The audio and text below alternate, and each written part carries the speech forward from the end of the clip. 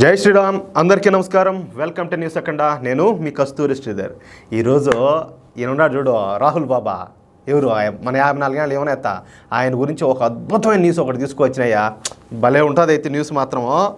చెప్తా, ఈ విషయానికి వస్తా. ఈ ఊరికి మిమ్మల్ని ఎందుకు ఊరియడంలే కానీ, కాంగ్రెస్ పార్టీ యువనేత ఎవరంటే ఈయన రాహుల్ గాంధీ. 54 ఏళ్ళు వచ్చినా కూడా ఆయన యువనేతే. ఎన్ని సంవత్సరాల వయసు వచ్చినా కూడా కాంగ్రెస్ పార్టీలో ఆయన యువనేత. అట్లుండాలి రాజకీయం అంటే. ఏందనుకోండావు రాహుల్ గాంధీనా మజాకనా వేరే లెవెల్లో ఉంటుంది. అంతేకాకుండా ప్రస్తుతం లోక్సభలో ప్రధాన ప్రతిపక్ష నేత కూడా, అంటే మీకు చెప్పిన చూడు ఈ సందల ఏది ఈయన పెద్ద మనిషి అయినాడని, ఆయన ప్రధాన ప్రతిపక్ష నేత కూడా ఆయనే. అయితే మొన్న జరిగినటువంటి పార్లమెంట్ ఎన్నికల్లో ఉత్తరప్రదేశ్లోని రాయ్బరేలీ నుంచి రాహుల్ గాంధీ ఘన విజయం సాధించిన విషయం మనకందరికి కూడా తెలిసిందే. ఓయమ్మ, దీని గురించి అయితే వాళ్ళు మామూలుగా కాదు నాయన చెప్పుకునిందా. అబ్బా మా ఓడి గెలుపు అట్ట గెలుపు కాదు, భలే గెలిచినాడని చెప్పుకున్నారు, బంపర్ మెజార్టీకి నేను చెప్పుకున్నారు. దాని గురించే ఈ న్యూస్ అయితే భలే ఉంటుంది. అయితే రాయ్బరేలీలో ఇంత భారీ విజయం ఎలా సాధ్యమైందో ఎవరికి కూడా అర్థం కాల. ఏమన్నా అందరూ అన్నట్టు ఈయన ఏమైనా పెద్ద మనిషి అయిపోయినాడేమో, ఈయనకి ఏమైనా క్రేజ్ ఎక్కువ పెరిగిపోయిందేమో, ఫాలోయింగ్ ఎక్కువ అయిపోయిందేమో, లేకపోతే ఊరినైనా ఏమన్నా భవిష్యత్తు ప్రధానంగా ఏమన్నా చూస్తారా వీళ్ళ అభిమానులు వీళ్ళ బానిసలు అంతానని చెప్పి అట్ట కూడా చాలామంది అనుకున్నారు. అయితే ఇక్కడ ఒక ఇంట్రెస్టింగ్ న్యూస్ ఒకటి బయటపడింది. అది తెలుసుకున్నాక అది చెప్తా నేను. రాహుల్ గాంధీ విషయం కాసేపు పక్కన పెడదాం. ఇంకా అసలు విషయానికి వద్దాం. గత 20 సంవత్సరాల నుండి రాయ్బరేలీ నియోజకవర్గం ఈ రోహింగ్యా ముస్లింలకు అలాగే ఈ బంగ్లాదేశ్ ముస్లింలకు అడ్డాగా మారిపోయిందంట. అర్థమవుతుంది మీకు. మొన్నటిదాకా మనం కూడా ఏమనుకున్నామంటే ఆడ అక్షరాస్యత అనేది చాలా తక్కువ, పేదరికం ఎక్కువ, వాళ్ళకంతా ఎంతో చిల్లర మల్లర్లు ఇచ్చేది, ఓటర్లలో డబ్బులు పెట్టుకునేది, లేకపోతే వాళ్ళని ఏదో ఒక విధంగా ప్రలోభాలకు గురి చేసి వాళ్ళ దగ్గర ఓట్లు వేయించుకుంటున్నారు ఇట్టకేనని చెప్పేసి మనం అనుకున్నాం. కానీ అసలు విషయం అయితే ఇదిగిని బయటపడింది. ఈ 20 సంవత్సరాల నుంచి ఆ రాయ్బరేలీ నియోజకవర్గం మొత్తం అంతా కూడా ఈ ముస్లింలకు అలాగే రోహింగ్యా ముస్లింలకు అట్నే బంగ్లాదేశ్ ముస్లింలకు అడ్డాగా మారిపోయిందంట. అప్పట్లో తమ గెలుపు కోసం కాంగ్రెస్ పార్టీ రాయ్బరేలీలోకి ఈ అక్రమవలసలను అయితే ప్రోత్సహించింది. వీళ్ళ రాజకీయాలు ఎట్టే ఉంటాయి, నీతిమాల రాజకీయాలు. వీళ్ళ మళ్ళా సాంప్రదాయాన్ని శుద్ధపోసన అన్నట్టు సిగ్గు లేకుండా మళ్ళీ అన్ని వెళ్ళి పని అన్ని నీతి కబుర్లన్నీ నీతి మాటలన్నీ చెప్తారు. అంతే. ఇక అప్పటి నుండి ఆ అక్రమవలసలు కొనసాగుతూనే వస్తూ ఉన్నాయి కంటిన్యూగా. ఈ అక్రమవలసదారులు అంటే బంగ్లాదేశ్ ముస్లింలు అట్లాగే ఈ రోహింగ్యా ముస్లింలు మొదట ఏంటంటే పశ్చిమ బెంగాల్లోకి వస్తారు. అవతల నుంచి పశ్చిమ బెంగాల్లోకి వచ్చి తర్వాత ఏంటంటే అక్కడుండే ఏజెంట్లు పక్కా ప్లాన్ ప్రకారం వాళ్ళను వివిధ రాష్ట్రాలకు అట్లాగే వివిధ ప్రాంతాలకు వాళ్ళు టార్గెట్ చేస్తారు. ఆడికైతే వీళ్ళని పంపిస్తూ ఉంటారు. ఇక ఆయా రాష్ట్రాల్లో అట్లాగే ఆయా ప్రాంతాల్లో ఉండే వాళ్ళ ఏజెంట్లు ఈ రోహింగ్యా ముస్లింలకు అట్లాగే ఈ బంగ్లాదేశ్ నుంచి వచ్చే ముస్లింలకు ఈ దొంగ బర్త్ సర్టిఫికెట్లు అయితే ఇస్తారు. దొంగ బర్త్ సర్టిఫికెట్లో చూడండి ఎట్టుండదో. ఈ బర్త్ సర్టిఫికెట్తో వాళ్ళు రేషన్ కార్డుకి అప్లై చేస్తారు. ఆ రేషన్ కార్డు వచ్చిన తర్వాత ఈ రెసిడెన్స్ సర్టిఫికెట్కి అప్లై చేస్తారు. చూడండి ఎంత ప్లానింగ్, చూడండి అసలు ఎట్లా ఉంటుందో. అట్లాగే ఫేక్ అడ్రస్లతో ఈ రెసిడెన్స్ సర్టిఫికెట్లను కూడా తయారు చేస్తారు. ఇవన్నీ కూడా ఫేక్ సర్టిఫికెట్లే, ఏది రియల్ కాదు. ఈ అక్రమ వలసదారులను ఆయా ప్రాంతాలలో స్థిర నివాసం ఏర్పరచడం ద్వారా ఆయా ప్రాంతాల్లో ఆయా రాష్ట్రాల్లో ఈ ముస్లిం జనాభాను అయితే విపరీతంగా పెంచే పనిలో కొన్ని ఏజెన్సీలు అయితే అది పని కట్టుకొని పనిచేస్తూ ఉంటాయి. ఇక అన్ని కార్డులు వచ్చిన తర్వాత ఈ అక్రమ వలసదారులకు ఆధార్ కార్డులు అట్లాగే ఈ ఓటర్ ఐడి కార్డులు ఆటోమేటిక్గా వచ్చేస్తూ ఉంటాయి. చూడండి మన వెనక ఎంత కుట్ర జరుగుతుందో. మన పార్టీకి మన ఏదో పని జరుగుతుంది, ఏదో చేసుకుంటున్నాము, నా ఇబ్బందులు, నా బాధలు, నా అప్పులు, నా సమస్యలు, ఏదో నా భవిష్యత్తు, ఫ్యూచర్లో ఏదో సెటిల్ కావాలన్నట్టు రకరకాల ఆలోచనలతో మనం ఉంటాం. కానీ అదేందన్నట్టు మనకు తెలియకుండానే మన కిందనే గుంతలు ఆడుతున్నారు. మన దాంట్లో వేసి బూడ్చేదానికి. ఆ విధంగా జరుగుతాయి మన వెనక పక్క మనకు తెలియకుండా చాలా దారుణాలు జరుగుతున్నాయి. వాటిలో ఇదొకటి. ఇప్పుడు సరిగ్గా ఇటువంటి అతిపెద్ద ఫేక్ రాకెట్ రాయ్బరేలీలో బయటపడింది. ఉత్తరప్రదేశ్ మొత్తానికి రాయ్బరేలీ కేంద్రంగా ఈ ఫేక్ రాకెట్ జరుగుతున్నట్టు ఉత్తరప్రదేశ్కు సంబంధించిన యాంటీ టెర్రరిస్ట్ స్క్వాడ్ బయటపెట్టింది. అర్థమవుతుంది మీకు.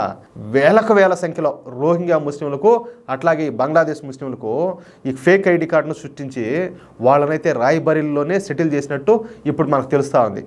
అస్సలు రాయ్బరేలీలోని కొన్ని ప్రాంతాల్లో గ్రామాలే మొత్తం అంతా ఊళ్ళే ఈ అక్రమవలసదారులతో అంతా ఏర్పాటు చేశారు. ఒక ఊళ్ళే ఏర్పాటు చేశారు ఈ అక్రమవలసదారులతో. ఇంకా చూడండి ఎంత దారుణంగా ఉండదో, ఎట్లుందో. ఇంక గెలిచాడంటే ఏమి పెద్ద నాయకుడేనా? ఈయన మొఖం చూసి అందరూ ఓట్లేనా? ఏం మాట్లాడతాడో గంట సేపు మాట్లాడాడంటే బఫునే కూర్చుంటాడు ఆడ. అటోండి ఇంత మెజార్టీతో గెలిపించారంటే ఇంకెట్లా గెలుస్తారో ఎన్నో మతలబులు, ఎన్నో కుట్రలు, ఎన్నో కుతంత్రాలు, ఎన్నో దారుణాలు, ఎన్నో ప్రలోభాలు, ఒకటి కాదు ఇట్లాంటి రాజకీయం చేసి కదా దేశాన్ని వీళ్ళంతా గబ్బు పట్టించింది 60 సంవత్సరాల పైన.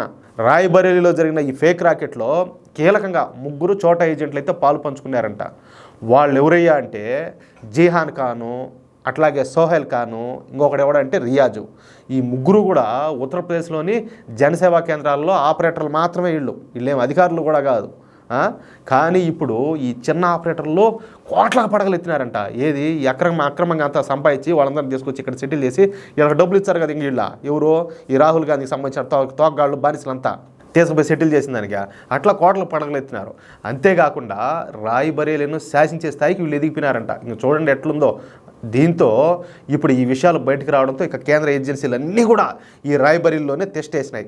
అసలు వీళ్ళు ఇక్కడికి ఎట్లొచ్చినారు, ఎందుకు వచ్చినారు, ఎవరు తీసుకొచ్చినారు అన్న విషయాలు తెలుసుకొని తరువాత వాళ్ళను ప్రత్యేకమైన క్యాంపుల్లో ఉంచే అవకాశం ఉండదు. ఏది ఏమైనప్పటికీ కూడా ఈ విషయంలో కేంద్ర ప్రభుత్వం ఖచ్చితంగా కఠినంగా వ్యవహరించి తీరాల్సిందే. కానీ ఇక్కడ ఒక మాట చెప్తా, మళ్ళా వీళ్ళకి ఏంటంటే వీళ్ళ దొబ్బకపోయి మళ్ళీ క్యాంపుల్లో పెట్టి మళ్ళీ వాళ్ళకి తిండి పెట్టి ఇవన్నీ చేయబల్లే. ఏమే ఓళ్ళు దొంగతనంగా వచ్చినారు, మనకింత స్పష్టంగా మనకు తెలుస్తుంది. లేనిపోని ఫేక్ సర్టిఫికెట్లు అన్నీ పెట్టుకొని వచ్చినారు.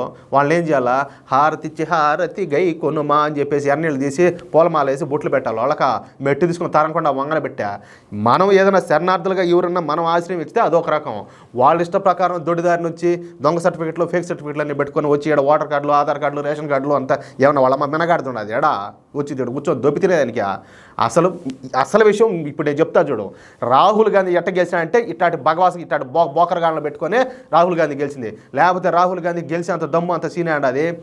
ఏ నియోజకవర్గాల్లో, ఏ పార్లమెంట్ నియోజకవర్గాల్లో, అట్లాగే ఏ అసెంబ్లీ నియోజకవర్గాల్లో వాళ్ళ బలం ఎక్కువ ఉంటుందో ఆ వర్గానికి సంబంధించింది అక్కడ వీళ్ళు ఖచ్చితంగా గెలుస్తారు. ఎందుకంటే గంప కొత్తగా తీసుకొచ్చి ఓట్లేసి పారుతారు. ఇంకోటి ఏంది, ఆ బయట నుంచి వచ్చిన వాళ్ళను ఆవరే బాబాయ్ ఇద్దరు తుమ్కో మకాన్ బనాతాము, తుమ్కో సబ్కొచ్చి దిలాతాము అని చెప్పేసి వాళ్ళ దప్పుకొచ్చి ఆడ పెట్టుకునేది.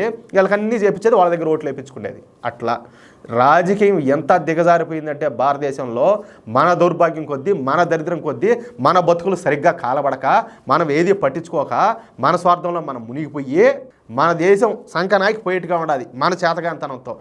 దయచేసి ప్రతి ఒక్కరు కూడా ఇంకనైనా మేలుకోండి. లేకపోతే మన భవిష్యత్తును ఎవడో నాశనం చేసేది కాదు. మీకు అర్థమవుతుందో లేదో, మన భవిష్యత్తును మనమే నాశనం చేసుకుంటున్నాం. ఇట్లాంటి పనికిమాలిన వాళ్ళందరినీ గెలిపించి వీళ్ళందరూ పోయి పార్లమెంట్లో కూర్చొని మన దేశాన్ని, ఈ దేశంలో మెజార్టీ ప్రజలైనటువంటి హిందూ సమాజాన్ని ఇష్ట ప్రకారం నోటుకు వచ్చినట్టు లెక్కలేనితనంగా మాట్లాడుతున్నా కూడా మనకు మొహాన్ని ఊసినా కూడా కడుక్కొని పోయే స్థితిలో మనం ఉన్నాం. అది ఏం చెప్పాలి ఇంతకంటే? దండం పెడతారా ఆయన, మేల్కొండరా స్వామి ఇంకన్నాను. లేకపోతే ఒకడు మనల్ని మోసం చేసేది కాదు, ఇక్కడ మనం మోసం చేసుకుని పోతున్నాం నాకు సంకనాకి. అట్టుండదు ఇది పరిస్థితి. అయితే ఈ వీడియోపై మీ యొక్క అమూల్యమైన అభిప్రాయాలను దయచేసి ప్రతి ఒక్కరు కూడా కామెంట్ రూపంలో తెలియజేయాలని చెప్పి కోరుకుంటూ, అలాగే ఈ వీడియో నచ్చితే లైక్ చేయడంతో పాటు ప్రతి ఒక్కరు ఈ జఫాగాడి చేసిన లఫంగి చేష్టలు ప్రతి ఒక్కరు కూడా తెలియాలి. కాబట్టి ఈ న్యూస్ను వీలైనంత మంది జాతీయవాదులకు, అలాగే జాతీయవాదుల గ్రూపులకు ప్రతి ఒక్కరు కూడా షేర్ చేయండి. అట్లాగే ఇంతవరకు ఎవరైనా మన ఛానల్ సబ్స్క్రైబ్ చేసుకోకపోతే దయచేసి ప్రతి ఒక్కరు కూడా మన ఛానల్ సబ్స్క్రైబ్ చేసుకోండి. అట్లాగే మేము అందించే ప్రతి వీడియోకి సంబంధించి మీకు నోటిఫికేషన్ అందడానికి ఈ బెల్ సింబల్ని క్లిక్ చేసి నోటిఫికేషన్లు అయితే ఆన్లో ఉంచుకోండి ప్లీజ్. జై శ్రీరామ్.